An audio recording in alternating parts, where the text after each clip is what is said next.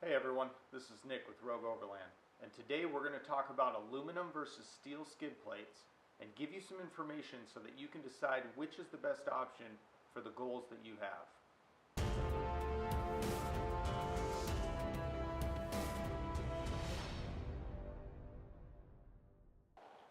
So we're in the process of swapping out the aluminum skid plates on our Toyota Tacoma for steel skid plates. And thought this would be a great video, give some information about our experience and the differences between aluminum and steel skid plates. So basically this build started out as just, the idea was mellow overland trips with kids. You know, basically camping with kids, doing some adventure. We've got the solid axle swap Nissan Xterra, and that takes all the major trails, so Rubicon, John Bull, stuff like that. So the problem was with the background that we have, we kind of just, as we got more comfortable with the Tacoma, started pushing it harder and saying, oh yeah, you know, we could get down that trail, we could go ahead and do that one. Wow, we're in the Tacoma, but what the heck, we'll give it a go. And so the skid plates started taking a lot more beating. And as they started taking a lot more beating, taking them off for oil changes and things like that, we're having to do a lot more work to kind of bend them back and get them to go back on the way they're supposed to fit. So that's what brought us to, you know what, we're going to wheel this thing relatively hard and we're going to go to steel skid plates. So let's run down some of the major differences between aluminum and steel skid plates. The big one that everybody's going to jump on is aluminum skid plates are lighter than steel skid plates. So you're going to have a weight savings associated with an aluminum skid plate, and so if you're running after gas mileage or if your vehicle is already pretty overloaded with gear, then aluminum for the weight savings might be a good option for yourself.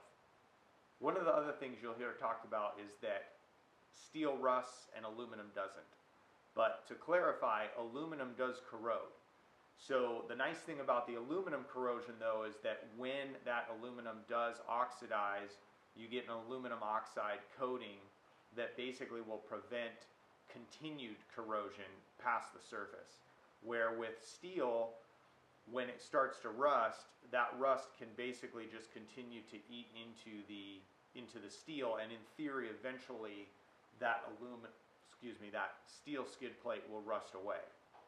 Now both of those things can be avoided simply by painting your skid plates. The big thing to take into account is that the steel ones will take a little bit more upkeep as far as repainting them versus the aluminum ones because of that oxidation that we were talking about. Hey, don't forget to smash that like button and subscribe to the channel. It really helps with the YouTube algorithm and helps get this information out to like-minded off-road enthusiasts like yourself. Another thing to consider is strength. So when you have a steel skid plate that takes an impact, it typically, within reason, is not going to bend or deform. And an aluminum skid plate, you're going to typically get more bending with that skid plate. So for example, we've been running Shrockworks skid plates on our Nissan Xterra for as long as I can remember, and it taken a ton of beating, and every time you take them off to change the oil or flush the transmission, put them back on, everything lines up, it bolts up. With the Tacoma, taking the skid plates off to do an oil change, it's a different story. Where the skid plates have taken hard impacts, you're getting a little bit of bending, and so before you can get them put back on, you typically have to do a little work to bend them back, if you will. And then associated with that bending process, you have to consider fatigue of the metal. So aluminum doesn't necessarily do very well with being bent back and forth. It's going to fatigue a lot faster and eventually would, in theory, crack before a steel skid plate would. Another thing to consider when the skid plates are hitting the rocks is how the metal responds to the rock. So a steel skid plate, you'll hear it described as being more slick. They're going to generally slide along a rock a lot more effectively than an aluminum skid plate. Aluminum skid plates will typically gouge and kind of grab at the rock and it's a lot more work to get them to slide when you're trying to come across a rock that's contacted the skid plate. Cost is another thing to consider. So aluminum skid plates will typically be more expensive than steel skid plates. So if you're on a budget, that's something that you'll want to take into account. Alright, so I'm going to grab my notes here for this one. So just as a little comparison, I basically went and looked at Toyota Tacoma skid plates from some of the major manufacturers, just to name a few: Shrockworks, Banff, RCI, Mobtown, and went and looked at their triple skid setup. So front skid plate, transmission skid plate, transfer case skid plate. And I did the average of the weight. So average weight on that for aluminum was 63 pounds, and average weight for steel 135 pounds. So you're going to save 72 pounds if you go with aluminum versus steel, or basically they're 53.4% lighter for that package on average. Then I went and did the same calculation for the cost of those skid plate packages. And the average cost for aluminum was $1,087.50. And the average cost for steel was $846.25. Now that's without shipping and tax. This is all just based off what they have listed on their website.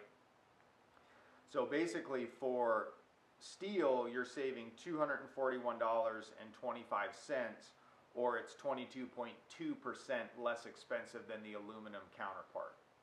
Just a couple wrap-up thoughts here. So if you're going to be doing some very aggressive rock crawling where your skid plates will likely be on rocks often, then it seems like a no-brainer. Hit the steel, know that it's going to keep everything that's important protected under the truck, and it's not going to deform over time. If you're somewhere in the middle ground where you hit some trails, you're not hitting too many rocks, but you hit some, then you might consider a combo. And I've seen differing opinions on the combo package. In my personal opinion, typically if you're going to hit something, it's going to be the front skid most of the time. So a combo with steel front and aluminum in the middle might not be a bad option for you. And then lastly, if you're going to be running mellow overland style trips, not too much rock crawling, you're just looking for some peace of mind knowing that the underbody is protected, then aluminum is a great option. Let us know what you think about aluminum versus steel in the comments below. Did we miss any major comparison points that should have been brought up? And what do you run on your vehicle? Please remember to like and subscribe to the channel. Check us out on all social media avenues @RogueOverland, and we'll see you on the trail.